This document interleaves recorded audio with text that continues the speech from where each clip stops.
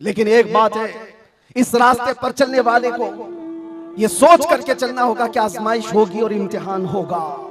कई मर्तबा दौलत से खरीदे जाने की कोशिश की जाएगी, माल और मनसब दे करके, या कभी हुस्न शबाब दे करके, या कभी मौत की धमकी दे करके। ये सारी चीजें हमने देखी हैं अपनी जिंदगी में, बहुत छोटी जिंदगी में मौत की धमकी भी दी गई है। और मुझसे ये कहा गया था कि अगर छूट गए तो ये समझ लेना कि दूसरा अवतार मिला है आपको। हम तो खैर अवतार देने वाले तुम नहीं हो, रज़्ज़ाक़ हकीकी अल्लाह रब्बुल इज्जत। जब तक वो ना चाहे तुम्हारी सारी कायनात मिलकर के मेरा बाल बेका नहीं कर सकेगी। और अगर अल्लाह तबारक व तआला चाहे तो मच्छर और चूंटी से भी मौत हो सकती है। अल्लाह ना चाहे तो मोदी योगी से भी कुछ नहीं होता। अल्लाह अगर ना चाहे फिरौन और नमरूद से भी कुछ नहीं होता। और अगर अल्लाह चाह ले तो मच्छर से नमरूद भी मर सकता है, और पानी से फिरौन भी हिलाक हो सकता है। हमारा अकीदा ये है, हमें उस बात का डर नहीं है।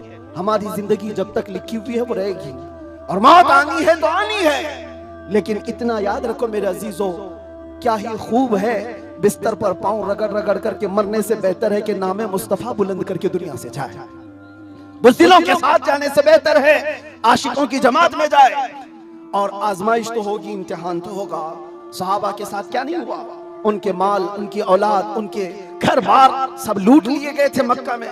आजमाइश ऐसी थी कि वो पूरा पूरा दिन एक खजूर की गुठली पर गुजारा करते थे।